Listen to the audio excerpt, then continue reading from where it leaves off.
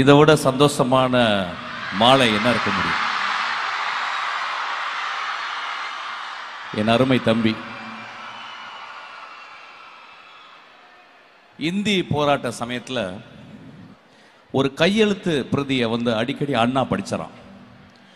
படிச்சுட்டு யார்ப்பா ஒரு அழகா எழுதுறா, அந்த இளைஞரை நான் மீட் பண்ணணும்னு சொன்னாராம். அவரை பிடிச்சிட்டு கூட்டி நிறுத்தினாங்களாம். அண்ணா பார்க்கும்போது ஒரு 14 வயசு பையன் நின்றாராம்.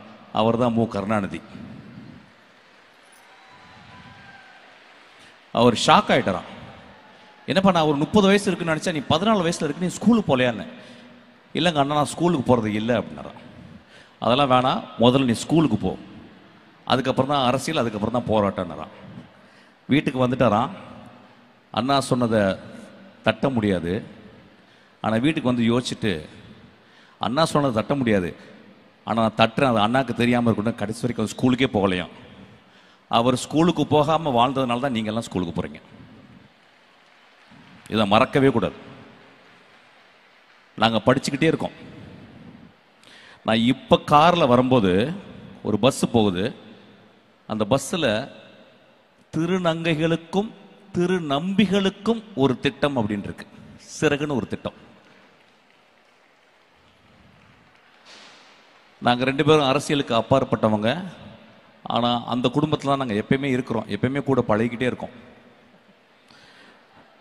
ரொம்ப ரொம்ப நீங்கள் எல்லாம் கொடுத்து வச்சவங்க. நாங்கள் ஸ்கூலில் படிக்கும்போது, கவர்மெண்ட் ஸ்கூலில் படிக்கும்போது எங்களுக்கு எந்த ஹெல்ப்புமே இல்லை. ரொம்ப ரொம்ப கஷ்டப்பட்டு ஒவ்வொரு வருஷமும் நாங்கள் படிக்கிறதுக்கு அவ்வளோ கஷ்டப்பட்டு வந்தோம். இன்றைக்கி உங்கள் வாழ்க்கையில் இந்த அரசும் முதல்வரும் எனது மதிப்பிற்குரிய என் இதயத்திற்கு சொந்தமான தம்பியும் புன்னகை அரசர் அன்பிலும் 3 பேரும் சேர்ந்து உங்களை பத்திரமாக பார்த்துக்கிறாங்க. அதை மறக்கவே கூடாது. அவ்வளோ நல்ல திட்டங்களை உங்களுக்கு படிக்கிறதுக்காக சொல்கிறாங்க. நீங்கள் படிக்கணும். இனி வாழ்க்கையில் உங்களுக்கு எந்த முட்டுக்கட்டையுமே கிடையாது, எந்த முட்டுக்கட்டையும் கிடையாது. உங்கள் வேலை படிக்கிறது தான்.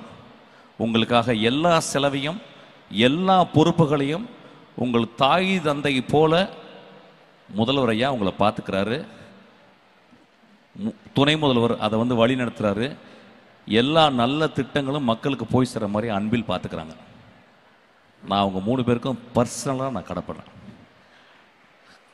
நான் இந்த விஷயத்தில் இன்னொரு விஷயத்தை இங்கே சொல்லணும். நான் சொல்கிறதுக்கு,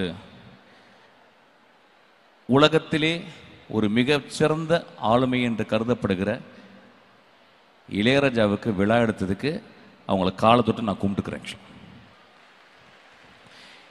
உலகத்தில் எந்த அரசும் ஒரு இசைக்கலைஞனுக்கு எடுக்காத ஒரு விழாவை ஐயா முதல்வர் ஐயா எடுத்திருக்காரு. அவருக்கு நான் ரொம்ப கடமைப்பட்டிருக்கேன். இதை விட அவர் வாழ்க்கையில் அச்சீவ் பண்ணது, இளையராஜா ஐயா அச்சீவ் பண்ணது எதுவுமே இல்லை. அவ்வளோ பெரிய விழா. இந்த உலகத்தில் இருக்க எல்லா தமிழர்களும் பார்த்தாங்க அந்த விழாவை. அப்படியாப்பட்ட விழா எந்த கலைஞனுக்கும் எந்த உலகத்தில் யாருமே எடுக்கப்படாத ஒரு விழா எடுத்து, அதுக்காக ரொம்ப நன்றி.